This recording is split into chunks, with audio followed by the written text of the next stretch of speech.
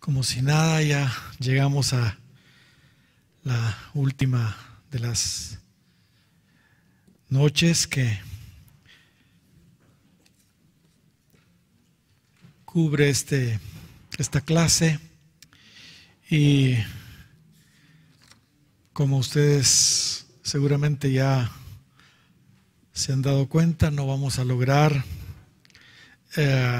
cubrir todo el material que hubiéramos querido desarrollar. Pero el libro, pues ahí está, el libro de texto, y pues aquellas cosas que no podamos mencionar acá, ahí las encontrarán ustedes. Gloria al Señor. Muy bien, lo último que hemos estado viendo es ya el retorno segundo de la cautividad bajo el mando de Esdras, y hemos visto ya cosas preciosas en este hombre de Dios, y llegamos al punto en que él llega finalmente a Jerusalén. Dice el verso 31 del capítulo 8: y partimos del río Aba el 12 del mes primero para ir a Jerusalén. Y la mano de nuestro Dios estaba sobre nosotros y nos libró de mano del enemigo y del acechador en el camino. Y estuvimos revisando este detalle que se nos presenta acá, que la mano de Dios estaba sobre ellos. Una y otra vez se repite acá en el libro de Esdras. Gloria al Señor. El punto es que cuando llega Esdras finalmente a Jerusalén, dice la Escritura que reposaron allí 3 días, y estuvimos también mencionando esa virtud preciosa de este gran hombre de Dios, la serenidad, el reposo que él tenía. No se precipitó a nada, sino que reposó allí 3 días, y después de hacerlo, pues ya se entregaron las cuentas de todas las riquezas, ¿entiende?, que habían llevado, esta cantidad impresionante de dinero en oro y plata. Entregaron los que habían sido comisionados para eso a los encargados de las finanzas. En fin, eso es lo último que estuvimos viendo, y llegamos al capítulo 9 ahora. Y todo muy lindo hasta ahorita, pero aquí en el capítulo 9 vamos a encontrarnos con un gran problema. Yo tengo aquí en mis notas una de cal y una de arena. Si ustedes vieran mis notas, se reirían un poco. En este capítulo vemos una situación, hermanos, realmente lamentable.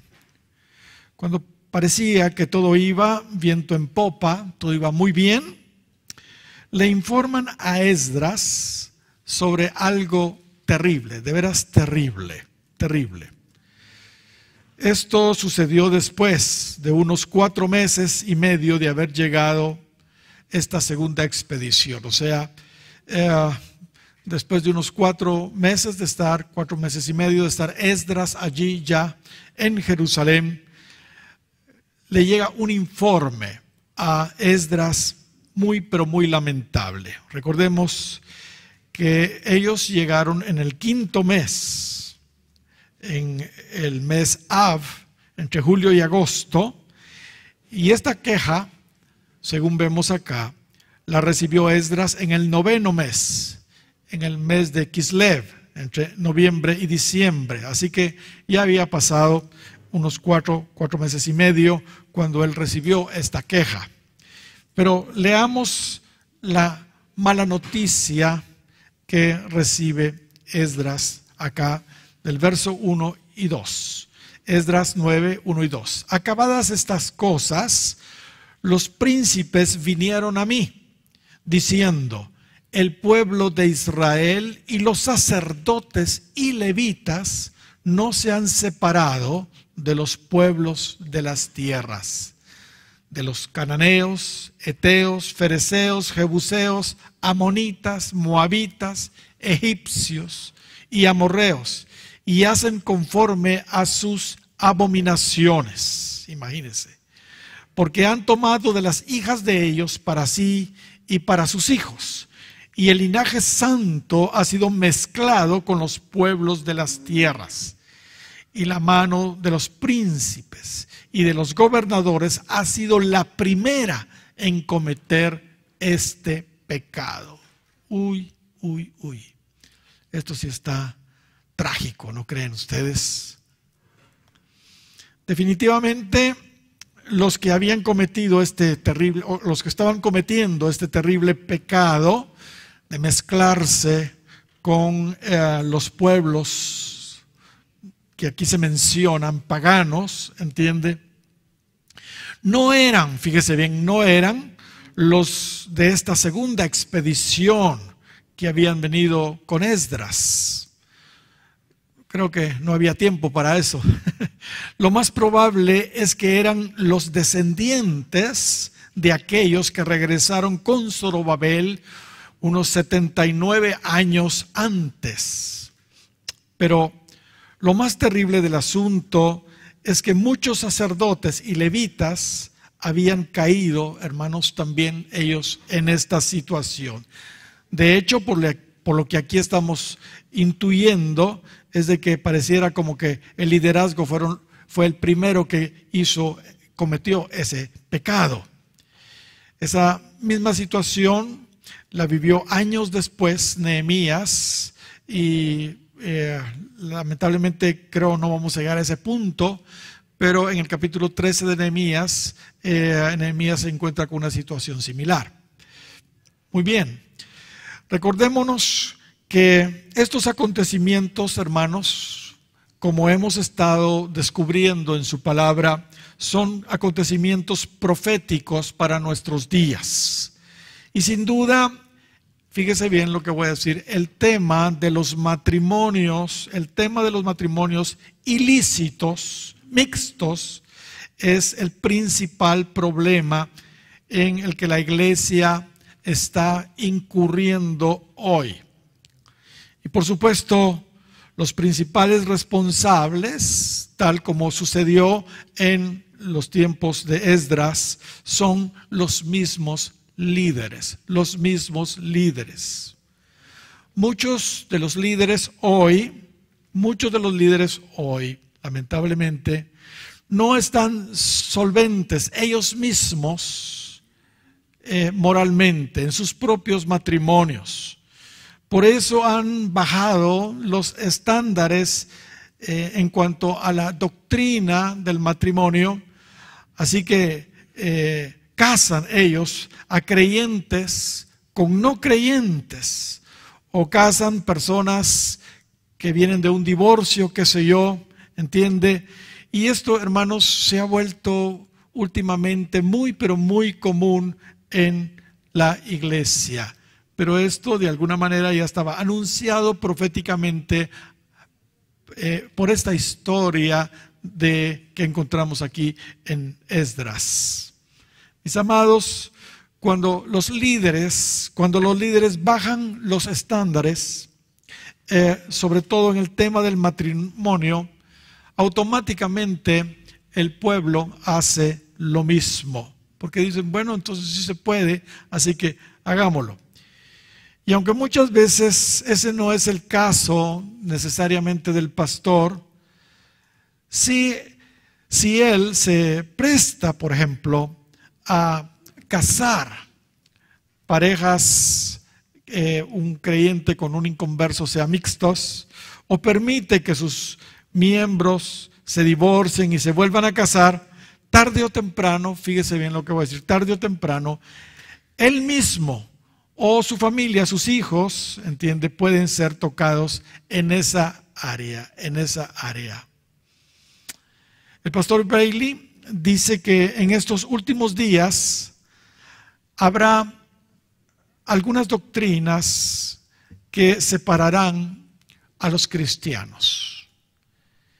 Y es verdad, nos hemos dado cuenta que hay doctrinas que están separando a los cristianos. Por ejemplo, el tema de la música, de la alabanza, de la adoración es uno de ellos. El tema de la salvación también es uno de ellos. La escatología, o sea, todo lo que tiene que ver con el futuro y el fin. Y sobre todo, la doctrina del matrimonio. Están separando la iglesia falsa de la iglesia verdadera. Hermanos, ¿qué clase de música estamos oyendo? Con respecto a la salvación, ¿se pierde o no se pierde? Con respecto a la escatología, ¿se pasa o no se pasa la gran tribulación? Y sobre todo en el tema del matrimonio, ¿se vale divorcio o no se vale divorcio? ¿Entienden? Todo esto está separando a la iglesia hoy. Así lo dice el pastor Bailey, y eso es claro, eso es evidente, lo hemos visto, lo hemos constatado en nuestra experiencia. ¿Sabe? Malaquías, quien profetizó en esa época de restauración, Malaquías profetizó precisamente en esa época de los días de la restauración, abordó esos dos problemas matrimoniales de una manera elocuente y muy pero muy puntual, muy pero muy clara. Gloria al Señor. Sobre los matrimonios mixtos, dice Malaquías en el capítulo 2 y versículo 11 y 12 de la siguiente manera, y voy a leer en la versión Dios habla hoy. Dice: Judá es infiel a Dios y se cometen acciones horribles en Jerusalén y en Israel. Judá ha violado la santidad del templo que el Señor ama y mire lo que dice ahí, y los hombres de Judá han tomado por esposas mujeres que adoran a dioses falsos. ¿Está claro o no está claro? Malaquías está profetizando en esa época lo que estaba sucediendo. Ojalá el Señor borre de nuestra nación a quienes hacen tales cosas, dice el profeta Malaquías. Sean quienes sean y aunque traigan ofrendas al Señor Todopoderoso. Qué palabras más fuertes. Pero ¿qué hacemos con estos versículos, por Dios santo? ¿O qué hacen? Bueno, yo sí sé qué hacer con estos versículos, pero ¿qué hacen con estos versículos esas iglesias? ¿Arrancan esa hoja o la dejan ahí? Jamás van a tocar esos dos versículos ellos. Eso es con respecto a los matrimonios mixtos. Pero mire los versos siguientes sobre el divorcio y las nuevas nupcias que nos dice Malaquías en los versos 13 al 16. Y ahora voy a leer en la Reina Valera actualizada para mejor comprensión. Dice: y esto habéis hecho de nuevo. Cubrís el altar de Jehová con lágrimas, con llanto y con suspiros, porque ya no miro las ofrendas, ni las acepto con gusto de vuestra mano. Y decís: ¿por qué? Porque Jehová ha sido testigo entre ti y la mujer de tu juventud, a la cual has traicionado, a pesar de ser ella tu compañera y la mujer de tu pacto. Mis amados, el matrimonio no es un contrato, es un pacto, y el principal testigo por lo que aquí estamos viendo es Dios mismo, es Dios mismo. El matrimonio es indisoluble, es indisoluble. Nosotros como pastores debemos de garantizar la indisolubilidad del matrimonio. Pero sigamos leyendo. ¿Acaso el único no hizo el cuerpo y el espíritu de ella? ¿Y qué es lo que demanda el único? Una descendencia consagrada a Dios. Guardad pues vuestro espíritu y no traicionéis a la mujer de vuestra juventud. Verso 16, porque yo, ¿qué dice? Aborrezco el divorcio, ha dicho Jehová, Dios de Israel. Y al que cubre su manto de violencia, Jehová de los ejércitos, ha dicho, guardad pues vuestro espíritu y no cometáis traición. Tremenda esa escritura, hermanos. Más claro no puede ser, ¿verdad? No puede ser. Por supuesto, hermanos, y tenemos que decir también esto, si alguien viene del mundo, ya por ejemplo divorciado y vuelto a casar, de ninguna manera se les puede negar a estas personas la salvación. No se les puede negar, por supuesto que no. Y no se les puede negar que se integren a la iglesia, ¿entiende? De ninguna manera. Si realmente se han arrepentido y han aceptado a Cristo, por supuesto, las personas estas son salvas si llegan a Cristo y son bienvenidos en la iglesia. Eso sí, y esto es algo muy, pero muy importante que lo digamos también, tienen limitantes ministeriales. Tienen limitantes ministeriales. Pablo menciona en 1 de Timoteo, capítulo 3, verso 1 en adelante, y también en Tito, capítulo 1. Hay por lo menos 23, si no estoy mal, requerimientos para tener un ministerio primario, un obispado, como ahí Pablo menciona, ¿entiende? Y uno de ellos es marido de una única mujer, de una sola mujer. Muy bien, continuemos y veamos la reacción de Esdras ante tal situación. Y yo quiero que pongamos mucha atención porque todo esto que estamos viendo, pensemos, hermanos, en nuestros días y que todo esto es una historia profética para nosotros hoy. Dice el versículo 3 de Esdras 9, cuando oí esto, rasgué mi vestido y mi manto y arranqué pelo de mi cabeza y de mi barba y me senté angustiado en extremo. Qué tremendo, ¿verdad? Cuando Nehemías le pasó lo mismo, él no se arrancó de los pelos, él le fue a arrancar los pelos a las personas que lo estaban haciendo. Si usted lee ahí en Nehemías capítulo 13 y versículo 25, se va a dar cuenta que los que estaban cometiendo inmoralidad, Nehemías los fue a agarrar del mocho. Pero aquí en el caso de Esdras, que tenía un carácter más tranquilo, él fue el que se arrancó los pelos de su cabeza. Y se me juntaron, fíjese bien, o sea, él se angustió mucho por esta situación, pero se le juntaron todos los que temían las palabras del Dios de Israel, todos los que temblaban, todos los que se estremecían ante las palabras del Dios de Israel a causa de la prevaricación de los del cautiverio. Mas yo estuve muy angustiado hasta la hora del sacrificio de la tarde. Qué tremendo. Amados líderes, pastores, pidámosle a Dios que nos visite con el espíritu del temor de Dios, ante las transgresiones que muchas veces se cometen en la iglesia. Y que su celo santo opere en nosotros, como operó en Esdras ante semejante situación, semejantes pecados de inmoralidad. Y que otros tiemblen también ante su palabra. ¿Entiende? Si el temor de Dios está en nosotros, eso se va a transmitir. Ellos se nos van a unir. Gloria sea al Señor. Muy bien.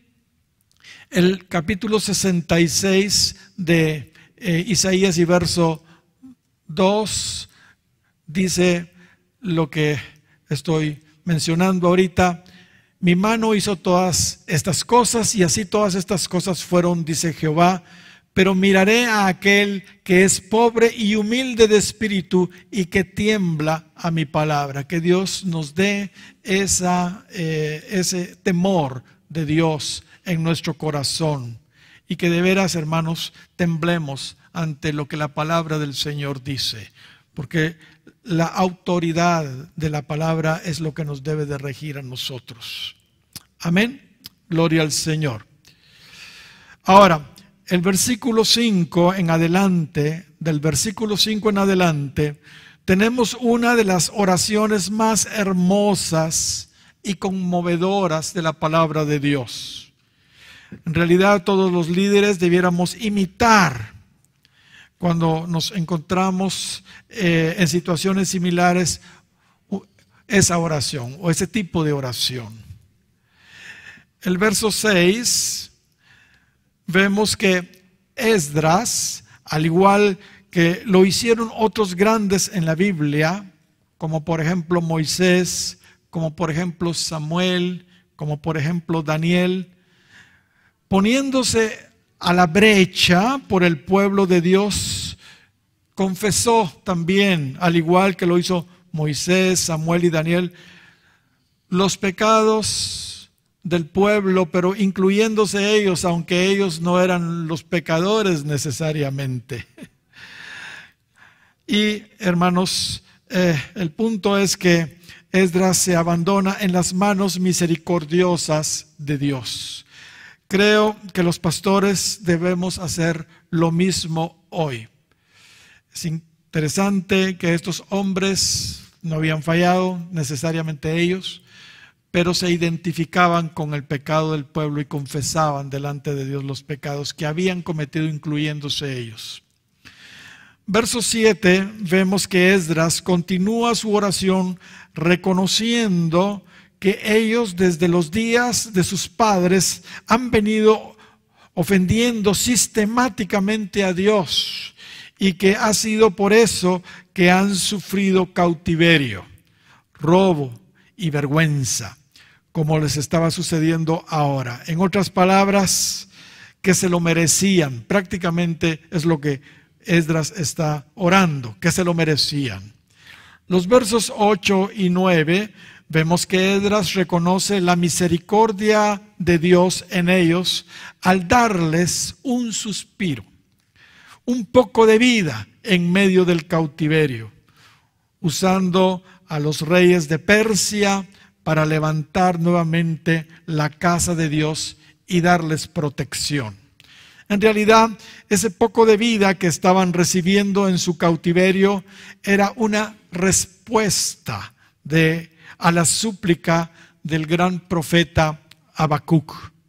Habacuc profetizó años antes de la invasión babilónica, durante el reinado de Manasés y Amón, estos malos reyes, y vio en visión Habacuc el cautiverio. Así que oró él seguramente en ese momento, para que Dios les diera un respiro en medio de ese mal tiempo. Así que Habacuc capítulo 3 y versículo 2 dice de la siguiente manera: oh Jehová, aviva tu obra en medio de los tiempos. Esa escritura ahí queda en su lugar. Ese es el cumplimiento de la oración de Habacuc. Aviva tu obra en medio de los tiempos. En los tiempos tan adversos que estaba viviendo Esdras ahí hermanos, el Señor,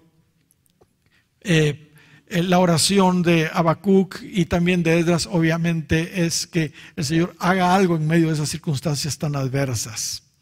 Gloria al Señor. En medio de los tiempos, hazla conocer. En la ira, acuérdate de tu misericordia. En la ira, acuérdate de tu misericordia.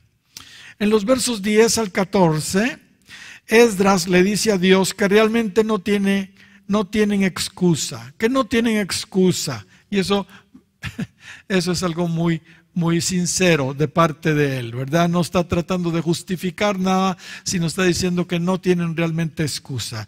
Que ellos ya estaban advertidos por los profetas de no contaminarse con las inmundicias de las naciones, con el paganismo de las naciones, y de no emparentar tampoco con los pueblos paganos. Y a pesar que Dios no los había castigado conforme a sus iniquidades y le había dado una nueva oportunidad, habían fallado nuevamente. Así que de alguna manera Esdras se rinde y deja que Dios tome la decisión final del destino de ellos. Y aunque en esta oración no tiene Esdras el valor de pedirle a Dios misericordia, seguramente en su corazón él esperaba, porque conocía muy bien a Dios y sabía que Dios tenía un corazón misericordioso. Dice el versículo 15: Señor, Dios de Israel, tú eres justo, tú has permitido que hasta hoy sobrevivamos como remanente. Culpables como somos, estamos en tu presencia, aunque no lo merecemos. Él se sentía devastado y decía: Señor, ¿y ahora qué podemos hacer? Realmente no te merecemos, estamos siendo muy pecadores, digámoslo así. Mis amados, debemos entender que cuando Dios nos saca del pecado, y es que el pueblo venía de cautiverio, pues, ¿entiende? Cuando Dios nos saca del pecado, Él desea que nosotros ya no le fallemos más, Cristo le dijo a aquel hombre del estanque de Betesda, ¿se recuerdan? 38 años de estar ahí enfermo. Después de sanarlo, le dice ahí en Juan capítulo 5 y versículo 14, mira, has sido sanado, no peques más, para que no te venga alguna cosa peor. Pareciera acá como que si él volvía a pecar, podía, si había estado 38 años enfermo, ahí paralítico, imagínense qué otra cosa peor podía ser para eso. Hermanos, y también se sugiere de alguna manera acá que él estaba de esa manera por su pecado, y por eso es que le dice que ya no peque más, porque le puede venir una cosa peor, una enfermedad peor, pues.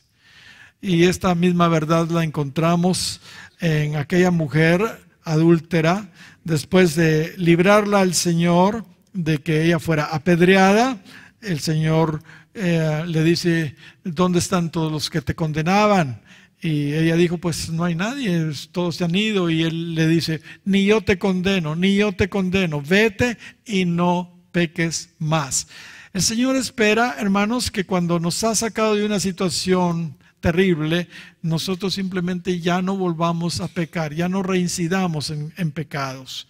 Lamentablemente la iglesia pues como que sigue pecando como que sin nada, muchos. Mis amados, que no nos pase lo que dice el capítulo 26 de Proverbios y versículo 11: como perro que vuelve a su vómito, así es el necio que repite su necedad. El necio que repite su necedad. Muy bien, vamos al capítulo 10 ahora. Y vamos a ver el versículo 1. En el versículo 1 vemos que mientras Esdras oraba y hacía confesión, llorando y postrándose delante de la casa de Dios, se juntó a él una muy grande multitud de Israel. Se le empezaron a juntar la gente, hombres, mujeres, niños, y todos estaban llorando amargamente. Y hermanos, esto es algo muy lindo.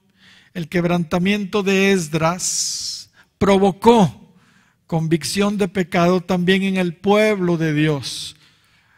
En general, las ovejas siguen a sus pastores, a sus líderes. Gloria al Señor. Pero qué lindo para Esdras que él no estaba sintiendo el quebrantamiento solo él, sino había muchos que se estaban identificando con él y estaban muy tristes por el pecado de todos estos que se estaban mezclando con los pueblos paganos. Y en el verso 2, hermanos, es realmente maravilloso. Un hombre llamado Secanías, fíjese bien, oportunamente da la palabra de sabiduría necesaria para una situación tan complicada como esta. Aquí vamos a ver cómo Dios usa a un hombre de Dios para dar una palabra de sabiduría en el momento oportuno. Mis hermanos, los líderes necesitamos de hombres como estos, con la palabra precisa para situaciones complicadas. A veces los pastores, los líderes, estamos muy aturdidos por lo que está pasando y como que no tenemos claridad de saber qué hacer. Y entonces Dios usa hombres como Secanías para decir para dar la palabra apropiada de sabiduría para saber qué hacer. Así como Moisés, hermanos, tuvo su gente a la par, como como Aarón, entiende, que le sostenían los brazos cuando él ya era grande y se cansaba, y entiende, y que le levantaban sus brazos ahí en la cumbre del monte. Así como David también tuvo a este hombre fiel llamado Sadoc, que estaba con él todo el tiempo, y al profeta Natán, que estaba con él todo el tiempo. Esdras también tuvo su personaje, Secanías, acá. En mi caso, hermanos, Dios en su misericordia, en las 4 iglesias donde el Señor me ha permitido pastorear, me ha bendecido siempre con hombres de Dios a la par mía, hermanos, que de veras yo no sé qué hubiera hecho o qué haría yo incluso hoy sin ellos, ¿entiende? Porque Dios en su misericordia ha levantado hombres de Dios siempre a la par mía. Cuando yo pastoreé la primera iglesia, era la verdad ignorante totalmente de la palabra de Dios, pero así era el estilo antes. Lo tiraban a uno al agua y ahí que sálvese quien pueda, ¿verdad? Y pobres las ovejas oyendo a alguien que no sabía mucho ni la Biblia, ¿verdad? Pero el punto está que nunca se me olvida a mí, en esa primera iglesia tenía yo a unos hermanos con unos dones y una sabiduría impresionante, así que ellos me ayudaron a pastorear. Gloria sea el nombre del Señor. El verso 2 entonces, leámoslo. Entonces respondió Secanías, hijo de Jehiel, de los hijos de Elam, y dijo a Esdras: nosotros hemos pecado contra nuestro Dios, pues tomamos mujeres extranjeras de los pueblos de la tierra. Mas a pesar de eso, mire lo que dice este hombre, a pesar de esto, que dice, aún hay esperanza para Israel. A pesar de eso, aún hay esperanza para Israel. Cuando nosotros creemos, hay veces que no hay esperanza, que ya no sabemos ni qué hacer, Dios levanta un hermano lleno del Espíritu Santo, lleno de Dios, y nos dice: sí, es verdad, esto ha sido terrible, esta mezcla pero aún hay esperanza para la iglesia. Aleluya. Mis amados, aún hay esperanza para aquellos que caen en pecado y reinciden en pecado. Eso sí, aunque lo que dijo Secanías trae esperanza para todos aquellos reincidentes en pecado, es importante que entendamos que la clave está, hermanos, en el genuino arrepentimiento, y no voy a dejar de enfatizar en eso, hermanos, porque la clave de la vida cristiana radica en el verdadero arrepentimiento. Hay varios elementos que conlleva un genuino arrepentimiento, pero por lo menos voy a mencionar 3 importantísimos. Primero, hermanos, la convicción de pecado. Convicción de pecado. Esto es dolor, carga, vergüenza, pena, ¿entiende? Por lo que se ha hecho. Cuando se ha cometido un pecado, hermanos, hay personas que llegan a reconciliarse, ¿verdad? le han fallado tremendamente al Señor y ni una lagrimita, ¿verdad? Risa y risa, fíjese que vengo a reconciliarme y jijiji, va. Y entonces dice, y uno dice, por Dios santo, no tienen ninguna muestra de dolor, de pena, de vergüenza, de carga por el gran clavo que hicieron, el gran pecado que cometieron, ¿verdad? Bueno, en el caso de esto,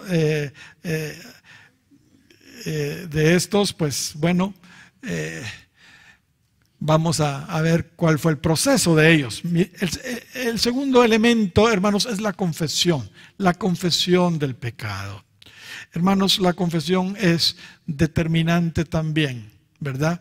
Y cuando hablo de la confesión, obviamente, no solo es la confesión al Señor, que eso es importantísimo, con corazón contrito y humillado y arrepentido, pero también hay que ir con el líder. Hay que ir con el pastor y decírselo. Pero algunos se lo quedan calladitos y siguen con sus privilegios y siguen haciendo toda clase de cosas y tal vez en puro pecado y de aquellos gruesos. Eso no está bien. Ellos tienen que pasar un proceso de limpieza, un proceso de restauración, ellos antes de volver a recobrar sus privilegios o algo así, ¿entiende? Entonces sí, la confesión es importantísima porque el que encubre sus pecados no prosperará, pero el que confiesa y se aparta, él sí alcanza misericordia, gloria al Señor. Y por último, el apartarse del pecado, el arrepentimiento, convicción de pecado, confesión de pecado, pero también apartarse del pecado, ¿verdad? Hay que dar frutos dignos de arrepentimiento, pues.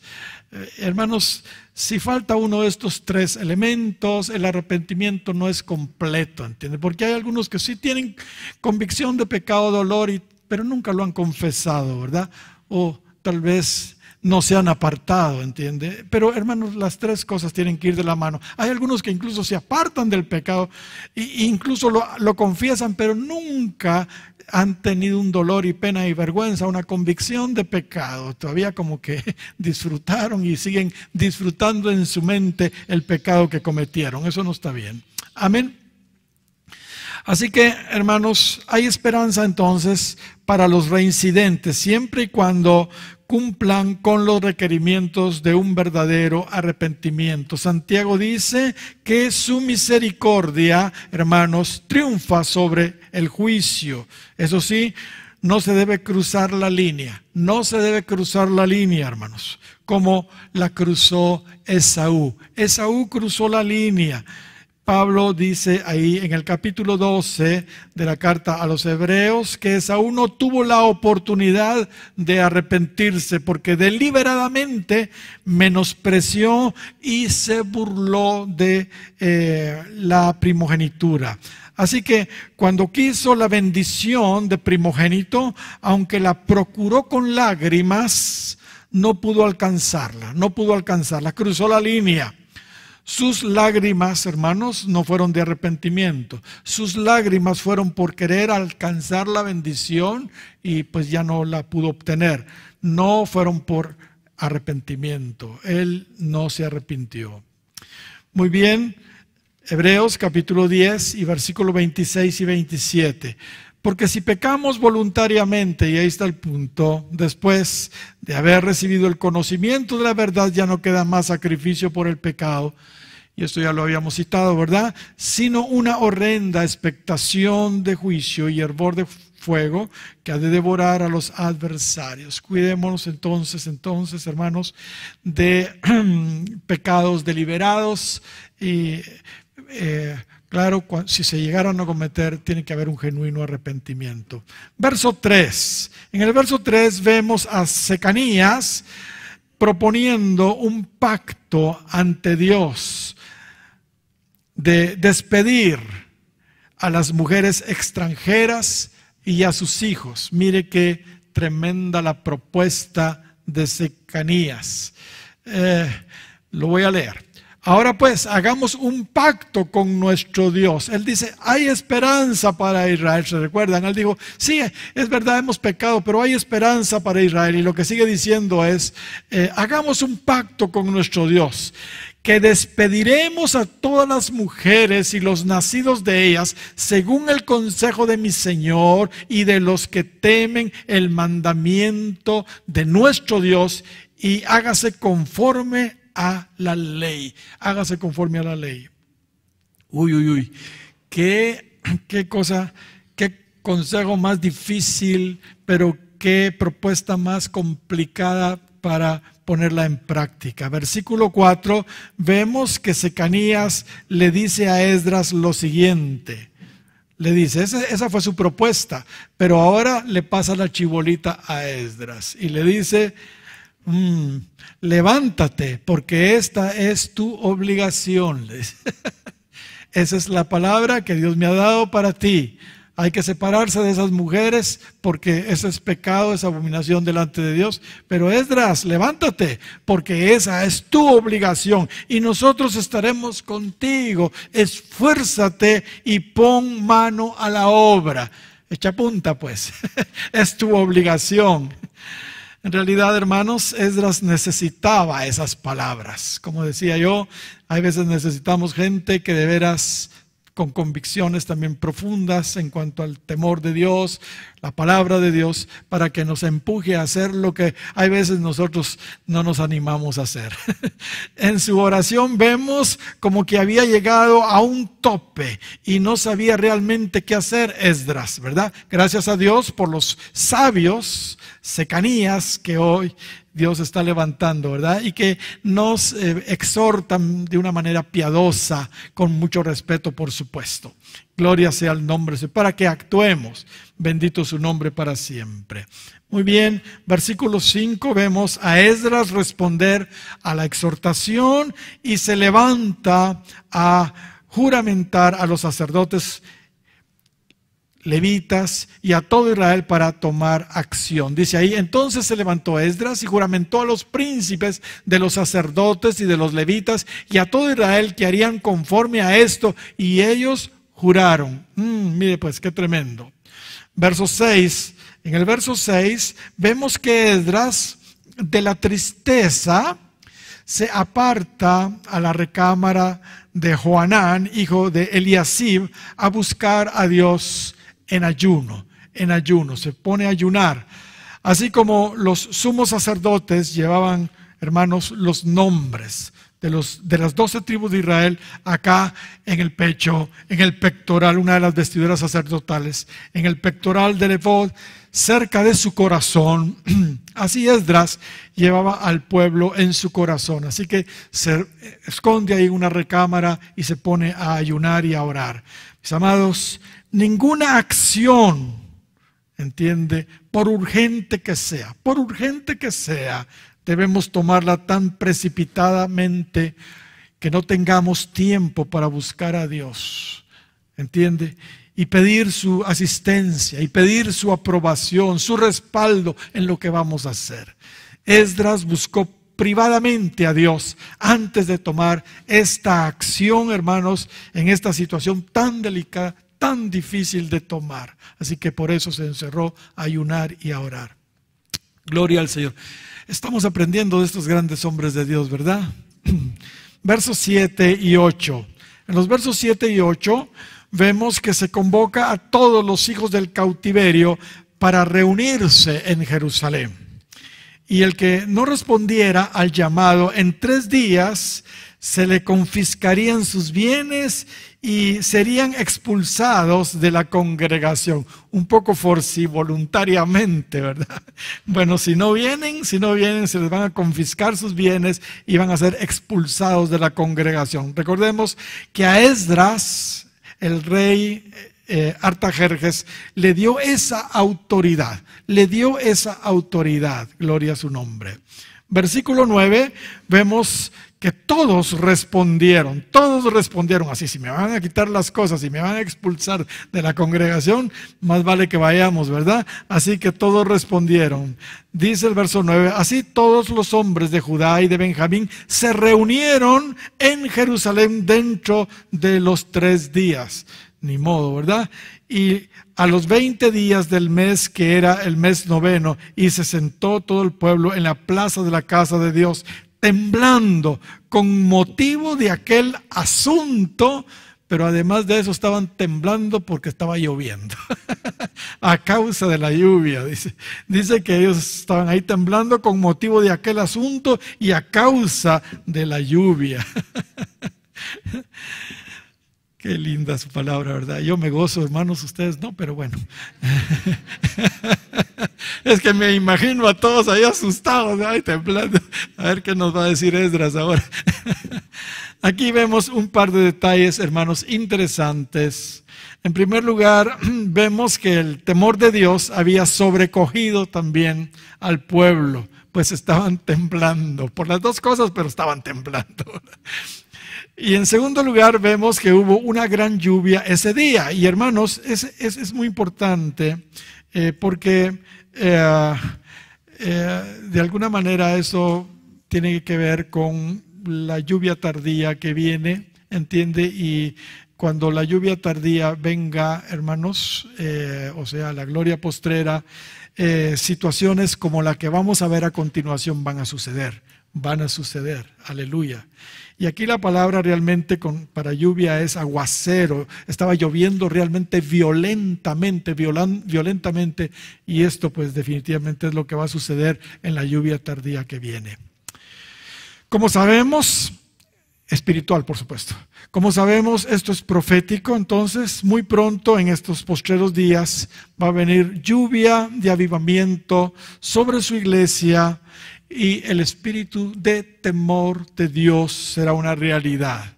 El espíritu de temor de Dios es uno de los 7 espíritus de Dios, que como ya hemos mencionado, vendrá principalmente o se manifestará principalmente en la gloria postrera, en el avivamiento que viene, en la lluvia tardía o postrera, como querramos llamarle.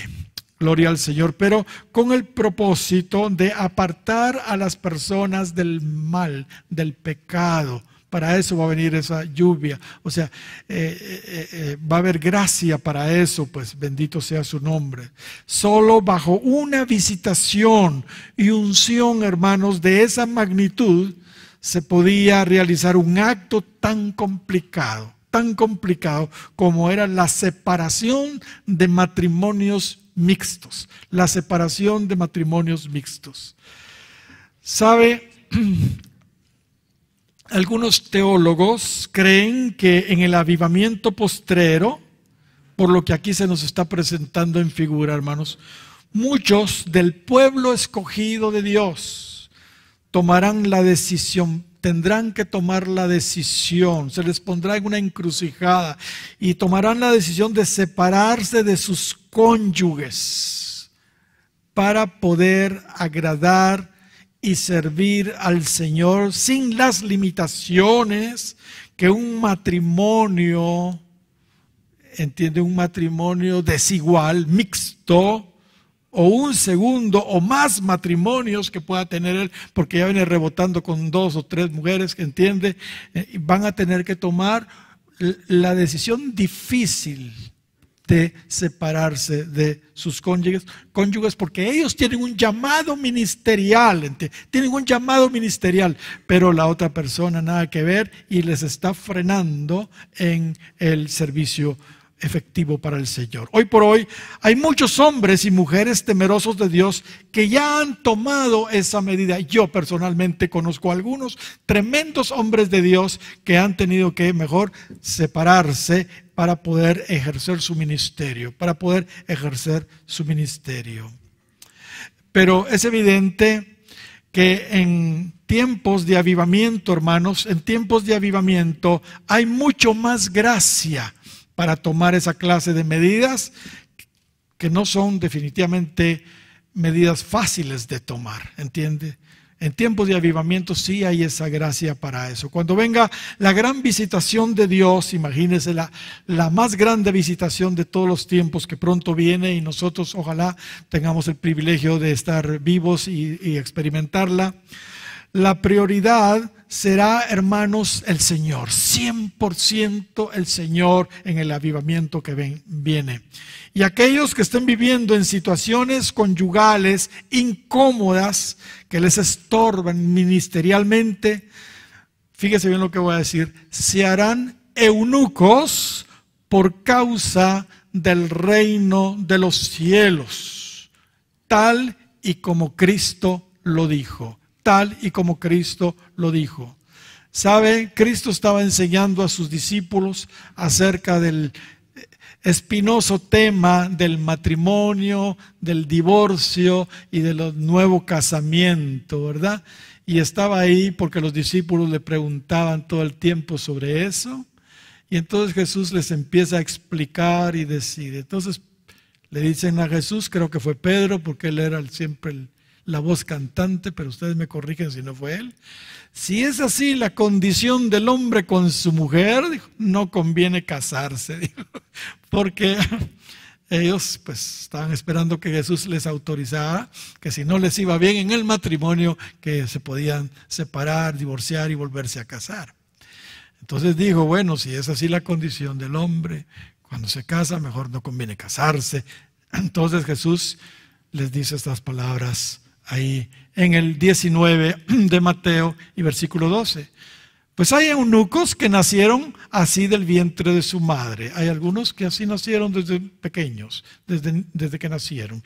Y hay eunucos que son hechos eunucos por los hombres. En los tiempos bíblicos sucedía, y todavía en nuestros tiempos veo yo que todavía se hacen estas operaciones para quedarse eunucos algunos. Y hay eunucos que asimismo, fíjese bien, y hay eunucos que asimismo se hicieron eunucos por causa del reino de los cielos. El que sea capaz de recibir esto, que lo reciba. Punto. ¿Qué les parece? Hay eunucos que asimismo se hicieron eunucos por causa del reino de los cielos. El que sea capaz de recibir esto, que lo reciba. Yo conozco personas así, como les digo, por causa del reino de los cielos están solos. Ellos han tenido oportunidad de volverse a casar y no lo hacen, ¿entiende? Porque saben que no pueden, porque al casarse caerían en adulterio, porque viviendo la esposa, si fuere de otra mujer, dice Pablo claramente en Romanos 7 que comete adulterio. Entonces, pero como tienen un llamado de Dios, entonces se permanecen así sirviendo al Señor. Bendito sea su nombre para siempre. Ustedes dirán, eso sí está difícil. Sí, claro que es difícil. Cristo dijo, el que sea capaz de recibir esto, que lo reciba. Pero hermanos, en tiempos de avivamiento, la prioridad será el Señor y lo demás es secundario. Chula, si tú no quieres nada con el Señor, bye bye, yo sí. ¿Entiende? No estoy hablando de divorcio, estoy hablando de separación. Separación. Amén. Y saben, Dios tiene palabras maravillosas para sus eunucos por causa del reino de los cielos. Mire lo que dice el 56 de Isaías y verso 4. Porque así dijo Jehová, a los eunucos que guardaren mis días de reposo y escojan lo que yo quiero, y abracen mi pacto. Dice el verso 5, yo les daré lugar en mi casa y dentro de mis muros, y nombre mejor que el de los hijos e hijas, nombre perpetuo les daré, que nunca perecerá. Gloria sea el nombre del Señor. Hermanos, aquellos que se quedan solos para servir al Señor, tendrán todavía más posición que muchos que están casados, por ejemplo. Y ustedes dirán, pero eso sí está complicado.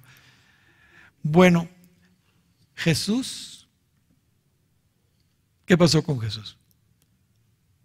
¿Se casó Jesús? Bueno, hasta ahí la dejo. Por causa del reino de los cielos. Ahora, No nos equivoquemos, no es lo mismo un matrimonio mixto que se formó porque un cristiano se casa con un no converso, que cuando los dos eran no conversos y en el camino uno de ellos se convierte al Señor. No es lo mismo. En esos casos Pablo recomienda tratar de ganarlos para el Señor, ¿entiende?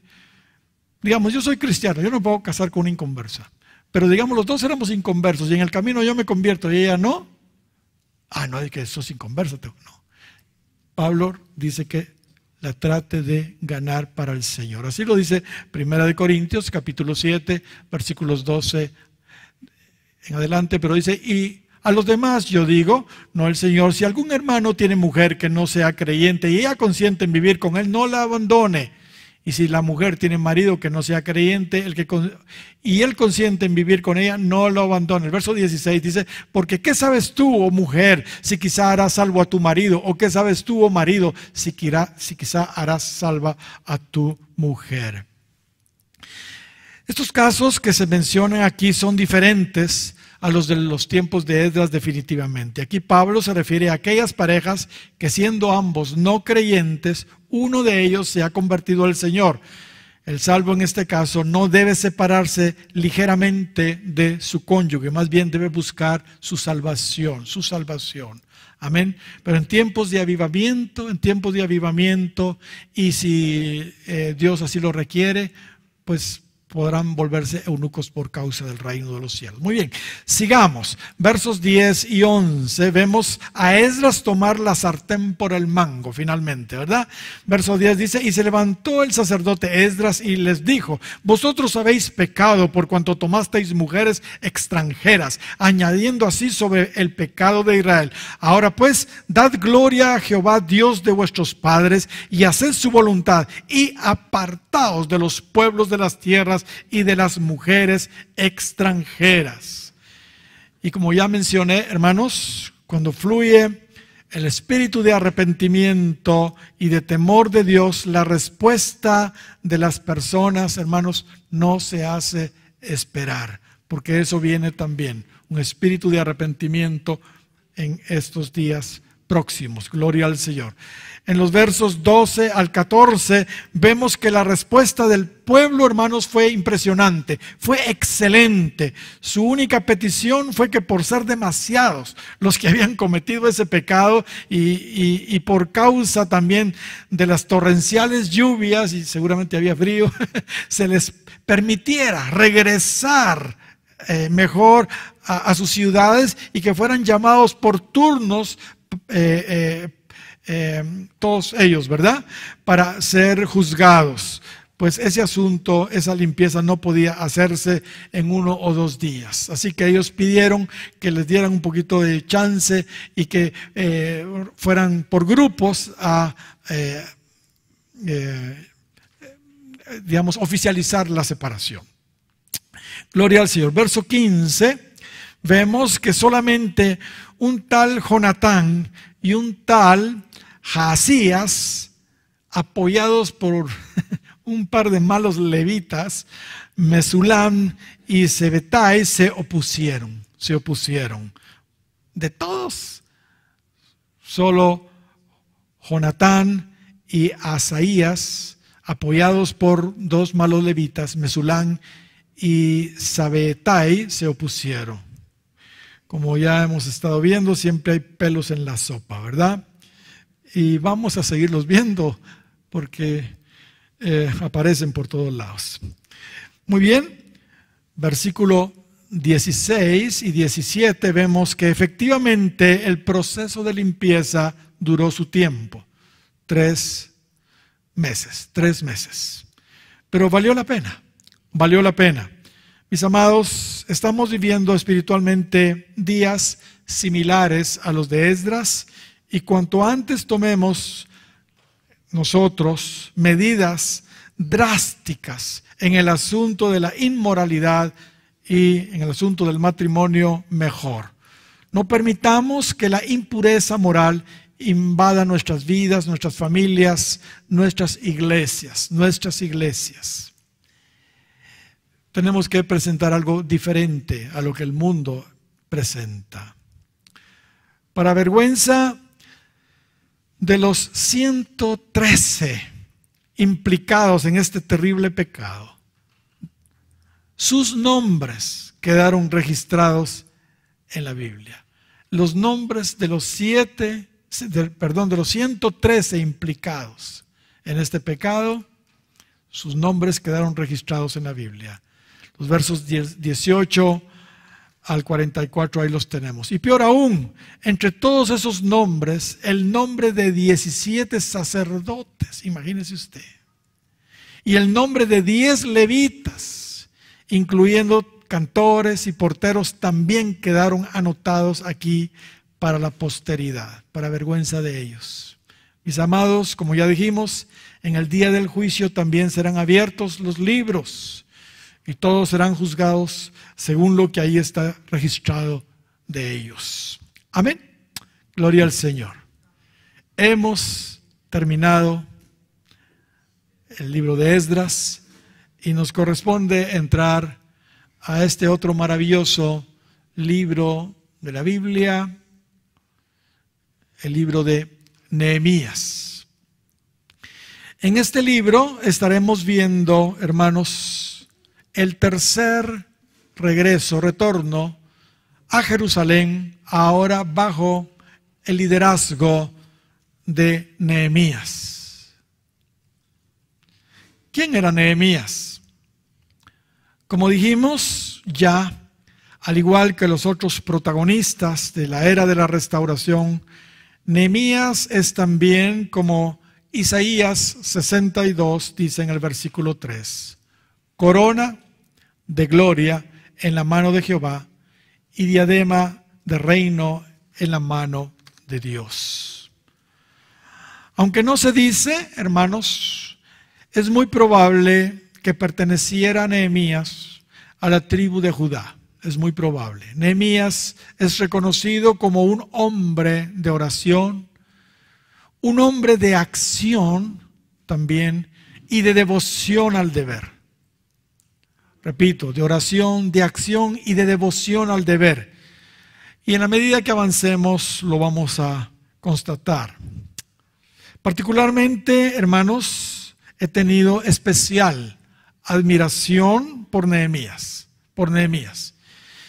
Y por alguna razón que solo Dios sabe, generalmente, hermanos, cuando Dios me ha hablado a través de los ministerios proféticos, se me ha asociado con Nehemías. Por supuesto, eso para mí se ha convertido en un verdadero reto, y me ha hecho estudiar de una manera más concienzuda a este maravilloso personaje de su palabra. Nehemías tenía una posición muy importante en el reino persa. Él era nada menos que el copero del rey Artajerjes. Y ese no era cualquier oficio, era el copero del rey Artajerjes. Y los coperos de los reyes en aquel entonces, hermanos, actuaban muchas veces como sus consejeros. Por eso decía, no era cualquier oficio, eran prácticamente los hombres más cercanos que tenían, sus consejeros, parte de sus consejeros. El tener Nehemías un cargo como este en el gobierno persa nos da una idea de la posición que algunos de los judíos habían llegado, hermanos, a alcanzar en el cautiverio.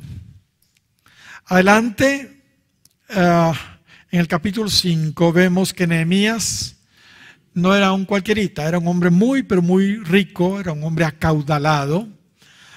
Ahora, el trabajo de los coperos, hermanos, era un trabajo muy honroso en realidad, y a la vez un trabajo muy delicado. ¿Por qué? Los coperos debían ser personas muy confiables para el rey, pues virtualmente su vida dependía de ellos. La vida de los reyes dependía de los coperos.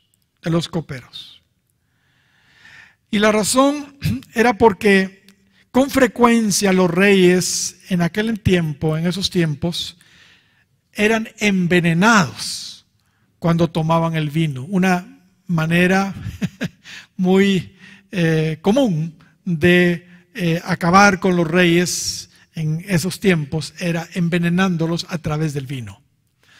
Así que la labor de los coperos no se limitaba a servirle vino al rey. Ellos debían primero tomar el vino delante del rey. Así que si estaba envenenado, eran ellos los primeros que se morían, pero libraban la vida del rey. Muy bien, esto es un preámbulo. Nehemías, hermanos, Nehemías condujo el tercer retorno a Jerusalén en el año 444 antes de Cristo. En el año 444 antes de Cristo, como ya estuvimos viendo anteriormente. Ahora, recordemos algo. Recordemos que 92 años antes, en el tercer retorno, 92 años antes de ese tercer retorno, voy a repetir. Recordemos que 92 años antes de ese tercer retorno, Zorobabel dirigió el primer retorno en el año 536. Y como sabemos, la misión principal de Zorobabel fue construir el templo. Y unos 13 o 14 años antes de este tercer retorno bajo Nehemías, en el 444, Esdras dirigió el segundo retorno en el 458 antes de Cristo. El propósito principal en este segundo retorno fue la restauración del culto a Dios en el de Esdras, ¿verdad? La alabanza y la adoración. Y es interesante que Nehemías no participó en esa reciente segunda expedición bajo Esdras. Es muy interesante porque solo fueron 14 años después que Nehemías vino. O sea, Nehemías pudo haber venido con Esdras, pero él no vino con Esdras. Nehemías providencialmente permaneció todavía en Babilonia, pues Dios lo tenía reservado a él para usarlo en esa tercera repatriación o expedición en el año 444 antes de Cristo. Y su misión principal sería la reconstrucción de la ciudad y los muros de Jerusalén. La misión de Nehemías era la restauración de la ciudad y los muros principalmente de Jerusalén. Nehemías, como los anteriores líderes, también nació en el cautiverio. Una vez más entonces Dios nos muestra que para sacar de la esclavitud, del cautiverio a las personas, debemos haber pasado nosotros por ahí antes. Los mejores restauradores son los que han sido ellos o han pasado esas experiencias. Cristo dijo: sanad enfermos, limpiad leprosos, resucitad muertos, echad fuera demonios, y dice: de gracia recibisteis, dad de gracia. O sea, aquellos que han recibido beneficios, ellos pueden también dar de gracia lo que ellos han alcanzado. Nehemías significa Dios consuela. Eso es lo que significa Nehemías, Dios consuela. Él nació para traer consolación. Amén. Realmente era un reparador, era un restaurador. Como fueron los hijos de Zebedeo, ¿se recuerdan? Jacobo y Juan. ¿Se acuerdan? Pedro, en lo natural un pescador, y Dios lo convirtió en pescador de hombres. Pablo era en lo natural uno que edificaba tiendas, y Dios lo levantó como un perito arquitecto en la iglesia para edificar a la iglesia. Pero Juan remendaba las redes cuando Cristo lo llamó, y Dios lo levantó a él para restaurar vidas. Amén. Y de alguna manera Nehemías podemos identificarlo también como uno de ellos. Muy bien, capítulo 1 Desde el verso 1 hasta el capítulo 7 y versículo 5 de Nehemías, tenemos unos relatos autobiográficos que se conocen como las memorias de Nehemías. Las memorias de Nehemías. Por eso empieza diciéndonos el versículo 1, palabras de Nehemías, hijo de Asalías. Palabras de Nehemías, hijo de Asalías. E inmediatamente después, Nehemías nos empieza a relatar que en el mes de Quisleu, o sea, entre noviembre y diciembre, estando él en Susa, la capital del reino, que era la residencia de los reyes persas en el invierno, en el año 20 de Artajerjes, 13 años entonces, después de la segunda expedición bajo Esdras, les preguntó a unos varones que habían regresado de Judá, fíjese bien, les preguntó a unos varones que habían regresado de Judá sobre el estado de los judíos que estaban allá en Jerusalén, y les pregunta cómo estaba Jerusalén, cómo estaba Jerusalén. Eso lo vemos ahí en la última parte del verso 2. Y les pregunté por los judíos que habían escapado, que habían quedado de la cautividad, y por Jerusalén. El reporte de ellos fue el siguiente. En el verso 3 dice, y me dijeron, el remanente, los que quedaron de la cautividad allí en la provincia, están en gran mal y afrenta. Y el muro de Jerusalén derribado y sus puertas quemadas a fuego. Quemadas a fuego. Hermanos, cuando uno lee la respuesta de estos que venían retornando de Jerusalén para Persia, digámoslo así, entiende por qué habían ellos regresado. Porque las cosas allá, las condiciones allá estaban terribles. Pero hermanos, de ninguna manera debemos nosotros justificar a estos que estaban tirando la toalla y estaban regresando prácticamente al cautiverio ahí en Medo Persia. Aunque las condiciones en Jerusalén no eran nada favorables, ellos jamás debieron haber regresado. No los podemos justificar. Sin embargo, sirvió para que Nehemías se enterara de lo que estaba pasando. Es triste, pero un gran porcentaje de aquellos que Dios rescata del pecado y del cautiverio, cuando empiezan a ver las cosas y los problemas que hay veces incluso en la iglesia, entienden, las luchas, no soportan y retroceden. Eso le sucedió una y otra vez a los hijos de Israel después de haber salido de Egipto. Ellos todo el tiempo estaban añorando Egipto y deseaban la comida de Egipto, deseaban regresar a Egipto. Números 11:5 dice, nos acordamos del pescado que comíamos en Egipto de balde, y los pepinos y los melones y los puerros y las cebollas y los ajos. Y en el verso 14, y decían el uno al otro, designémonos un capitán y volvámonos a Egipto. Sucede hay veces con muchos en la iglesia, ¿verdad? Que cuando ven las luchas que tenemos los cristianos y que tiene la iglesia, a veces dicen, no, si en el mundo mío mejor me regreso. Pero, ¿qué nos dice Pablo en el capítulo 10 y versículo 38? Mas el justo vivirá por fe, y si retrocediere, no agradará a mi alma. Pero nosotros, dice Pablo, no somos de los que retroceden para perdición, sino de los que tienen fe para preservación del alma. ¿Cuántos dan gloria al Señor? Ahora, ¿por qué estaban ellos en esa situación tan deplorable, al grado que se estaban regresando? ¿Será que Dios los había sacado de Babilonia para hacerlos sufrir? No, de ninguna manera. El problema eran ellos mismos. La bendición no estaba sobre ellos sencillamente porque no estaban ellos honrando a Dios con sus bienes. Fíjese bien lo que voy a decir, no estaban honrando a Dios con sus bienes. Y aquí vemos en escena a otro de los profetas, hermanos, de la restauración, que les dijo la causa. Les dijo la causa por qué les estaba yendo tan mal. Ellos estaban así porque no estaban diezmando.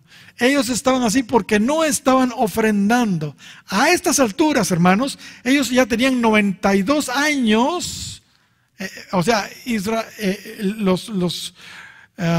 Ya desde hacía 92 años habían venido expediciones a Jerusalén, pues. O sea, ya tenían muchos judíos ahí, 92 años de estar ahí. Y 13 de la segunda expedición. Ellos ya estaban bien establecidos entonces ahí en su tierra y debían de estar ofrendando ya normalmente y diezmando normalmente, y no lo estaban haciendo. El templo ya estaba, pues el culto ya estaba, pero no lo estaban haciendo. Así que Dios levantó a Malaquías, como les dijo lo que les dijo allá, ¿se recuerdan? Y ahora les dice a estos: desde los días de vuestros padres os habéis apartado de mis leyes y no las guardasteis. 3 de Malaquías, verso 7. Volveos a mí, yo me volveré a vosotros, ha dicho Jehová de los ejércitos. Mas dijisteis: ¿en qué hemos de volvernos? ¿Robará el hombre a Dios? Pues vosotros me habéis robado. Y dijisteis: ¿en qué te hemos robado? En vuestros diezmos y ofrendas. Malditos sois con maldición, porque vosotros la nación toda me habéis robado. Traed todos los diezmos a la alfonía, hay alimento en mi casa, y probadme ahora en esto, dice Jehová de los ejércitos, si no abriré las ventanas de los cielos y derramaré sobre vosotros bendición hasta que sobreabunde. Gloria al Señor. En el versículo 4 vemos que Nehemías, al oír este informe, hermanos, se quebrantó y se sentó a llorar. Cuando él oyó lo que estos dijeron de los judíos que estaban ya en Jerusalén, que estaban en gran afrenta y que estaban re mal allá, mal porque no estaban honrando a Dios con sus diezmos y ofrendas, pero sea como sea, el corazón de Nehemías se quebrantó y se sentó a llorar, hizo duelo por algunos días, ayunó, oró. Y en los versos 5 al 9 vemos otra oración realmente, hermanos, fabulosa de la Biblia. Nehemías en esta oración hizo también lo que hicieron los grandes hombres que ya mencionamos. Lo que hizo Moisés, lo que hizo Samuel, lo que hizo Daniel, y recientemente lo vimos que también lo hizo Esdras. Se puso en la brecha y entre otras cosas confesó los pecados del pueblo, incluyéndose él, aunque pues él no era culpable. Leamos esta maravillosa oración. Dice el versículo 5: y dije: te ruego, oh Jehová, Dios de los cielos, fuerte, grande y temible, que guarda el pacto y la misericordia a los que le aman y guardan sus mandamientos. Esté ahora atento tu oído y abiertos tus oídos para oír la oración de tu siervo, que hago ahora delante de ti día y noche, por los hijos de Israel tus siervos, y confieso los pecados de los hijos de Israel que hemos cometido contra ti. Sí, yo y la casa de mi padre hemos pecado. Qué tremendo este hombre. En extremo nos hemos corrompido contra ti y no hemos guardado los mandamientos, estatutos y preceptos que diste a Moisés, tu siervo. Gloria al Señor. Me encanta cómo los líderes se identifican con el pueblo de esa manera. Y después de confesar los pecados, de alguna manera es algo como lo que Cristo hizo, llevando él nuestros pecados sobre el madero. Los líderes, de alguna manera, al identificarse con el pecado del pueblo, lo están haciendo, aunque tal vez no lo han hecho. Amén. Y después de confesar los pecados, Nehemías cita el capítulo 28 de Deuteronomio y verso 46, cuando dice ahí en el verso 8 del capítulo 1 de Nehemías: acuérdate ahora de las palabras que diste a Moisés tu siervo, diciendo: si vosotros pecareis, yo os dispersaré por los pueblos. Pero de inmediato cita hábilmente Nehemías la promesa de restauración, porque eso ciertamente lo dijo Dios a través de Moisés. Pero mire, hábilmente Nehemías cita en el verso 9 la promesa de restauración. Sigue diciendo, pero si os volviereis a mí y guardareis mis mandamientos y los pusiereis por obra, aunque vuestra dispersión fuere hasta el extremo de los cielos, de ahí os recogeré y os traeré al lugar que escogí para hacer habitar allí mi nombre. Gloria